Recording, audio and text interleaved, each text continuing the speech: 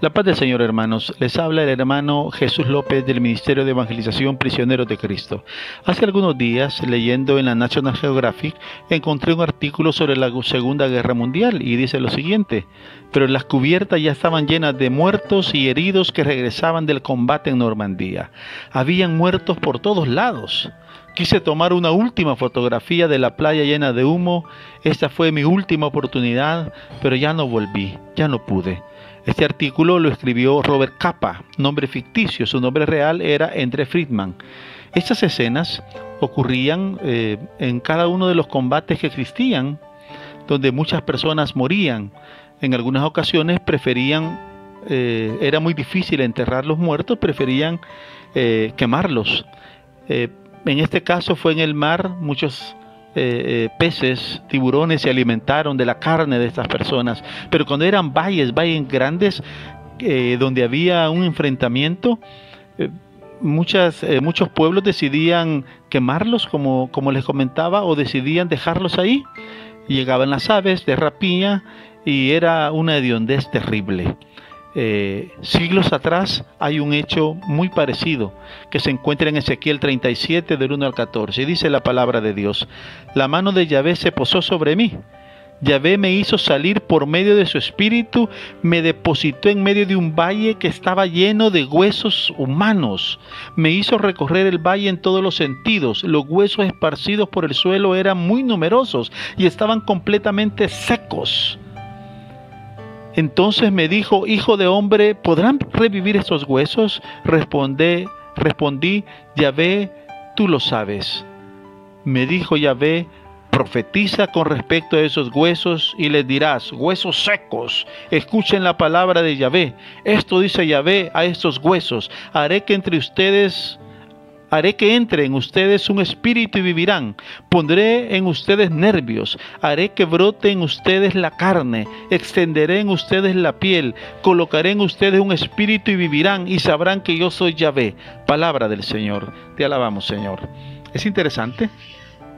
Imagínense, Ezequiel es llevado por el Espíritu a un lugar, a un valle, y en el valle se le llamaba Valle de Huesos Secos. ¿Por qué? Porque ahí iban a depositar muchos muertos, o había visto ahí algún combate que había dejado muchos muertos en ese lugar. Pero lo que sí habían era cantidad de huesos. Lo que a mí me llama la atención es como Dios, que siempre es alguien que nos sorprende, le dice a Ezequiel: háblale a esos huesos secos. O sea, ubiquémonos. Imagínense Dios diciéndole a Ezequiel: háblale a esos huesos secos. O sea, yo no sé, pero si tomamos la palabra de Dios de manera literal, ¿usted qué pensaría si se encuentra un hueso por allí y Dios le dice: háblale a ese hueso? ¿Qué pensaría? Que hay una locura dentro de usted, en su mente, o sea, que se está volviendo loco, o algo le está pasando, o si es recuperado del COVID, se volvió loco o loca. No, Dios le está diciendo a Ezequiel: dile a esos huesos secos. Y dice la palabra de Dios, Ezequiel es tácito y lo dice claramente: estaban completamente secos. Y oiga la palabra de Dios, lo que dice, la pregunta que le dice: hijo de hombre, en el verso 3, ¿podrán revivir estos huesos? Fíjese, no le dice: ¿podrán revivir las personas? ¿Podrán revivir estos huesos? ¿Podrán juntarse y podrán revivir? No, le dice: ¿podrán revivir estos huesos? Y a mí me llama la atención la respuesta de Ezequiel, que yo sí creo que si nosotros hubiéramos estado ahí, hubiéramos pensado que había una locura terrible, porque Ezequiel dice, con una confianza que caracteriza a los profetas, por supuesto: Yahvé, solo tú lo sabes.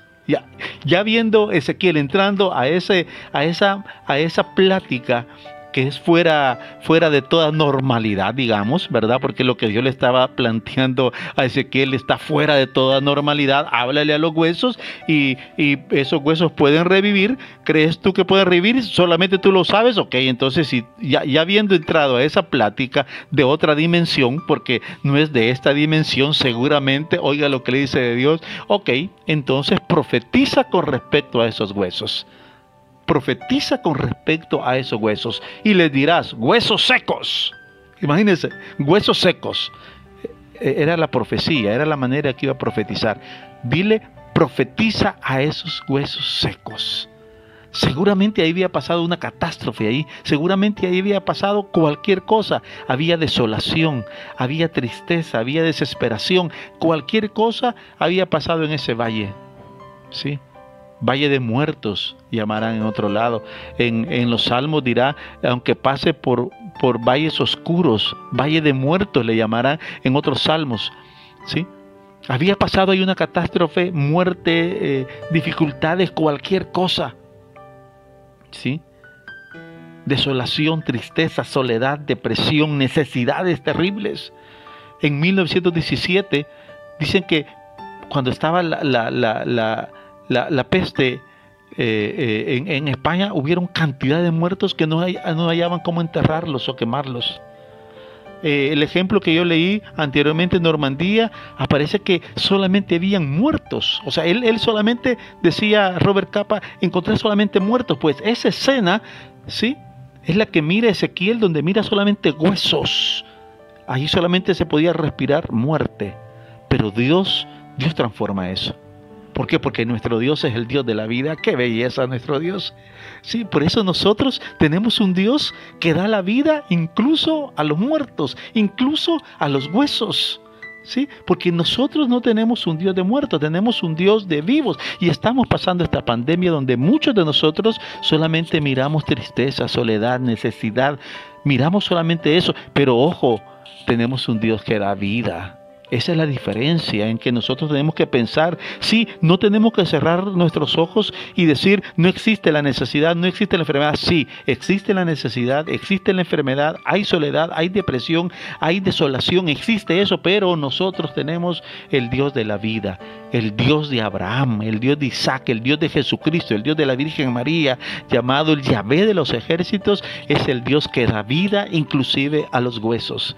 Es el Dios que puede transformar completamente nuestro país. Es el Dios que puede transformar completamente nuestra nación, nuestra comunidad, nuestra ciudad Merliot. Pondré huesos, nervios en ustedes. Voy a soplar vida sobre ustedes, porque eso es lo que hace el Espíritu Santo. En ese tiempo que estamos viviendo es lo que tenemos que clamar. La fuerza del Espíritu Santo en nuestras vidas. Que venga y nos dé nervios, nuevos nervios. Que nos ponga nueva carne, un corazón de carne, un corazón que sienta, un corazón que no solamente mire los huesos, sino que escuche y que haga suya la palabra de Dios, que es el Dios que da vida, inclusive a los huesos, inclusive a los muertos, inclusive a los enfermos. Dios les puede levantar, les puede sanar. Es el Dios de la vida, es el Dios de la que estamos hablando, hermanos y hermanas. Es el Dios de la casa de Israel, el Dios que quiere transformarte, ¿sí?